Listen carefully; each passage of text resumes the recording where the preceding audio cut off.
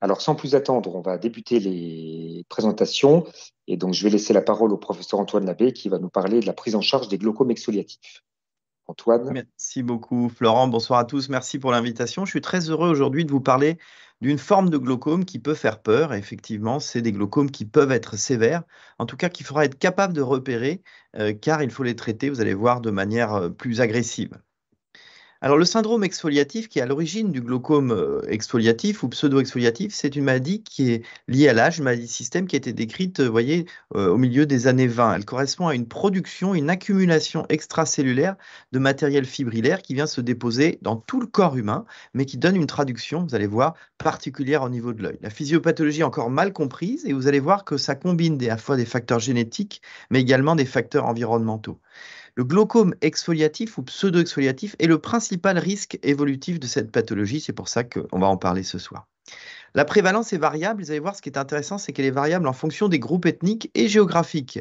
Le glaucome pseudo-exfoliatif, c'est 10 à 20% des glaucomes en Scandinavie, alors que c'est moins fréquent en France. Mais même en France, il y a des disparités régionales. C'est à peu près 4% dans le sud de la France, alors que c'est 20% au niveau de la Bretagne. Donc, vous voyez, au sein même d'un pays, l'épidémiologie, la fréquence est différente.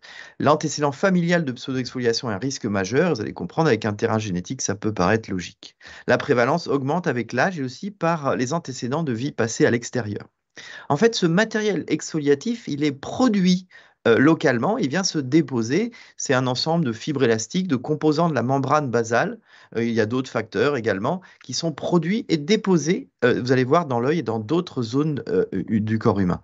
Mais la pseudo-exfoliation capsulaire s'accompagne d'autres modifications biologiques et vous allez voir, elles sont intéressantes parce qu'elles participent aussi à la genèse et aux particularités de ce glaucome avec une augmentation de TGF-bêta dans l'humeur aqueuse, des productions de substances vasoconstrictrices, d'endothéline et de réduction et de diminution de la vasoconstriction. Vous allez voir une activité inflammatoire plus marquée dans l'humeur aqueuse par rapport à des sujets qui présenteraient un glaucome primitif à angle ouvert. Et vous allez voir que ces modifications biologiques, de modification de substances vasoconstrictrices et d'inflammation ont un rôle dans la genèse et dans la physiopathogénie de ce type de glaucome.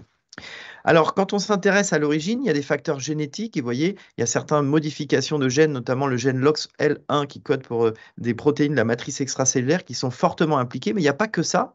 Ça explique probablement les distributions familiales, mais il y a également des facteurs environnementaux, puisque vous avez compris qu'au sein même d'une même ethnie, la prévalence peut être différente, notamment en fonction d'une exposition aux UV dans l'enfance.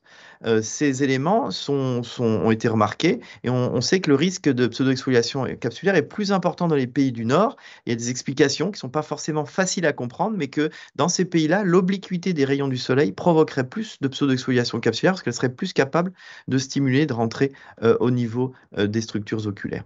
Comme je vous le disais, c'est une maladie de système. Ça veut dire que les dépôts ne se font pas simplement dans l'œil et se font dans tous les organes, que ce soit le cœur, le foie, le rein, les poumons, les méninges. Et ça atteint essentiellement le système vasculaire. D'ailleurs, ça a été montré que dans la pseudo-exfoliation capsulaire, on observait une diminution de la perfusion des artères ophtalmiques. Alors, est-ce qu'il y a des conséquences cliniques? C'est très discuté. Quand on regarde certaines grandes études, il n'y a pas de différence de survie ou de maladie cardiovasculaire chez les sujets qui ont une pseudo-exfoliation capsulaire, alors que d'autres en ont retrouvé. Moi, le conseil que je vous donne, c'est que lorsque vous voyez un patient qui a une pseudo-exfoliation capsulaire, envoyez voir le cardiologue pour faire au moins un bilan. De toute façon, on conseille un bilan à partir d'un certain âge, mais le fait d'avoir une pseudo-exfoliation capsulaire, dans certains cas, peut être associé notamment à des pathologies type infarctus, angor, athérosclérose, et je pense que ça vaut la peine de dépister ces patients, même si je vous dis, les études sont discutées sur le sujet. Le diagnostic va se faire à l'examen de l'œil. La présentation est souvent bilatérale mais asymétrique. Le caractère asymétrique, c'est un mot à retenir dans la pseudo-exfoliation capsulaire. On peut avoir des asymétries, vous allez voir à la fois de dépôts au niveau de l'œil, mais rappelez-vous, c'est une maladie bilatérale, même si les dépôts ne sont visibles que dans un œil. Et il va falloir effectivement examiner l'œil attentivement, dilater son malade justement pour retrouver les dépôts au niveau de la capsule antérieure, avec l'aspect typique de trois zones concentriques, une petite zone initiale, puis une zone pigmentée et une zone un peu plus périphérique. Je vais vous remontrer, vous avez ici quelques images de ces dépôts au niveau de la capsule antérieure du cristallin. On a aussi des dépôts sur le bord de l'iris avec une atrophie du bord de l'iris. Vous avez un bord de l'iris à gauche avec une pseudo-exfoliation et normal à droite. Et effectivement, ces dépôts vont aussi provoquer une moins bonne dilatation des patients. Ces dépôts peuvent se faire aussi au niveau des fibres zonulaires, ça se verra moins bien évidemment lors de l'examen, mais ça peut provoquer une instabilité zonulaire et parfois même des luxations ou des subluxations du cristallin. Parfois, on peut voir ces dépôts au niveau de l'endothélium de la cornée, mais c'est beaucoup plus rare, tout comme au niveau de la hyaloïde antérieure si le patient est aphaque. Évidemment, parler de glaucome, c'est parler aussi d'examen de l'angle iridocornéen, notamment dans la pseudo-exfoliation capsulaire. Parfois, cet aspect ne se voit pas sur le bord pupillaire, très peu sur le cristallin, et c'est l'aspect de l'angle avec une pigmentation trabéculaire dite en motte, comme vous avez sur l'image en haut, qui est assez typique de pseudo-exfoliation capsulaire. On pourra voir une fameuse ligne de Sampaolesi, qui n'est pas pathognomonique de pseudo-exfoliation capsulaire, qu'on pourra voir dans toutes les causes où il y a une dispersion pigmentaire. Ce qui est intéressant, c'est que dans la pseudo-exfoliation capsulaire, la pigmentation sera plus importante en inférieur, comme les pigmentations d'origine iatrogène après une IP, par exemple, ce qui n'est pas le cas du glaucome pigmentaire, où on peut avoir une pigmentation supérieure, plus importante que la pigmentation inférieure, liée au mouvement de convection dans l'œil. Donc, dans la pseudo-exfoliation capsulaire, des mottes et qui prédominent en inférieur. Alors, principal risque de la pseudo-exfoliation capsulaire, c'est le glaucome exfoliatif. C'est la première cause de glaucome secondaire. Quels sont les risques de conversion d'une pseudo-exfoliation vers un glaucome pseudo-exfoliatif? Parce que là encore, avoir une pseudo-exfoliation capsulaire ne veut pas dire glaucome pseudo-exfoliatif. La pseudo-exfoliation capsulaire, c'est un facteur de risque de glaucome. Et certains patients, avec une pseudo-exfoliation, ne feront jamais de glaucome. Néanmoins, ils sont plus à risque. Vous voyez, le risque de conversion, quand on a une pseudo-exfoliation capsulaire, c'est 30% à 10 ans, risque de glaucome multiplié par 10 par rapport à un sujet qui n'a pas de pseudo-exfoliation capsulaire. Pourquoi ce risque est augmenté? Parce que l'hypertonie est souvent plus fréquente. On a chez ces patients souvent des fluctuations de pression intraoculaire plus fréquentes et des asymétries. Retenez pseudo-exfoliation capsulaire, asymétrie fréquente. C'est une cause fréquente d'asymétrie et même d'asymétrie de variation de la pression intraoculaire. Les facteurs de risque qui sont identifiés comme étant des facteurs de risque de conversion de la pseudo-exfoliation vers le glaucome pseudo-exfoliatif, c'est une pression initiale élevée, une asymétrie de PIO important et une mauvaise dilatation pupillaire chez des malades qui ont une pseudo-exfoliation capsulaire. Ça, c'est des éléments qui doivent vous faire craindre dans le futur le développement d'un glaucome pseudo-exfoliatif. Alors pourquoi on a ce développement de glaucome? C'est un glaucome très, j'ai envie de dire, très pressionnel. On a un dépôt et une production de ce matériel au sein du trabéculum avec une trabéculopathie, avec une atteinte du trabéculum, mais pas seulement. On sait que dans la pseudo-exfoliation capsulaire, on va avoir des oblitérations du canal de Schlemm, parfois des épaississements des parois de canal de Schlemm. Tout ça entraîne une augmentation de la pression intraoculaire. D'ailleurs, il y a une corrélation entre les dépôts observés et l'élévation de la pression. D'ailleurs, vous regardez chez vos patients, c'est souvent l'œil qui a le plus de dépôts visibles qui va avoir la pression intraoculaire la plus élevée. Néanmoins, il y a d'autres phénomènes, et j'en parlais tout à l'heure dans la physiopathologie de la pseudo-exfoliation capsulaire. À pression équivalente, le risque de glaucome est plus important chez les pseudo-exfoliations capsulaires que chez les patients qui ont un glaucome primitif à angle ouvert ou une hypertonie oculaire sans pseudo-exfoliation.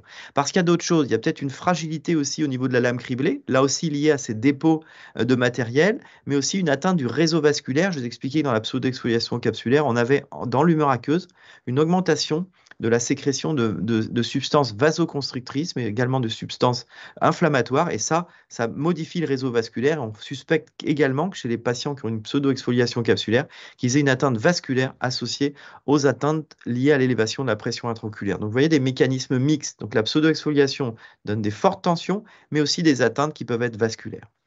Le glaucome pseudo-exfoliatif, c'est un glaucome qui est différent du GPAO. Et d'ailleurs, il faut toujours rechercher, quand on a un patient qui a un glaucome primitif à angle ouvert, des signes en faveur d'une pseudo-exfoliation capsulaire, car vous verrez, il faudra être plus agressif sur le traitement.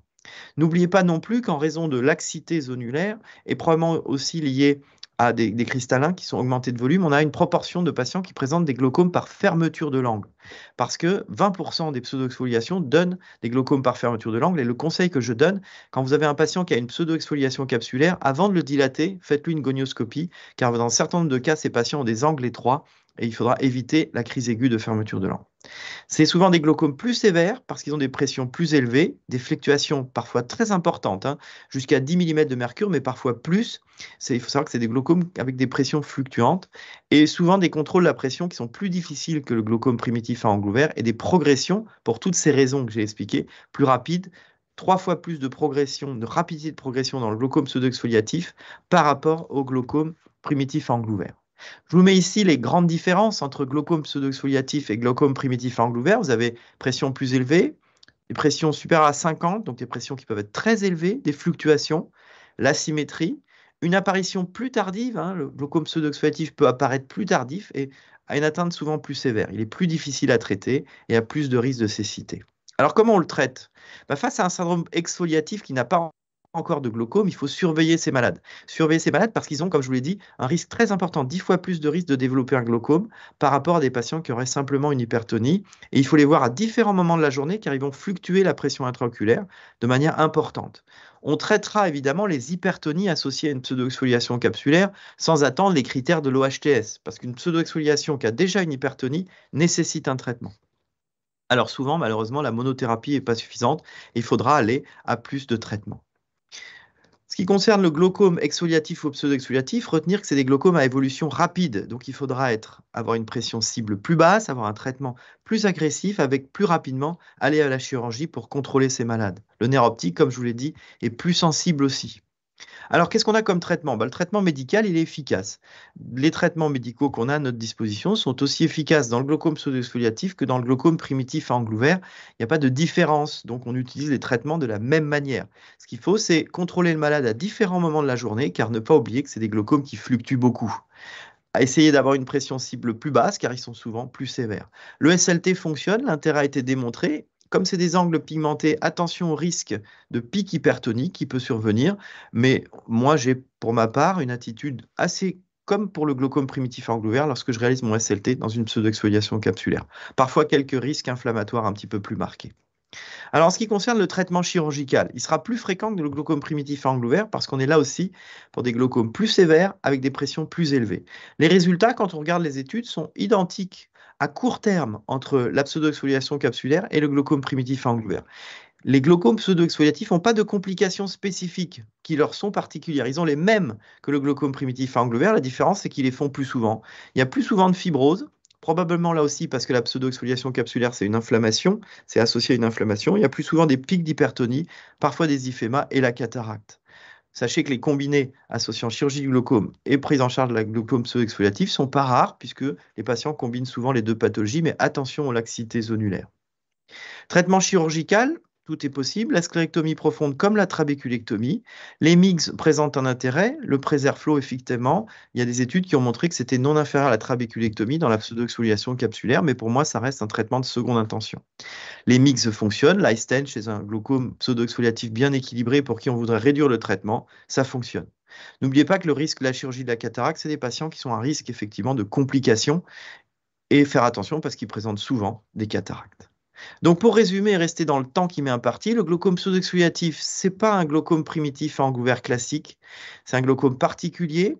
Sachez qu'il y a une répartition différente, mais ça présente un risque évolutif important. Le risque est 10 fois plus important de glaucome chez ces patients par rapport aux sujets normaux. C'est plus agressif, mais les traitements, les options thérapeutiques sont les mêmes que pour le glaucome primitif à angle ouvert. Je vous remercie pour votre attention.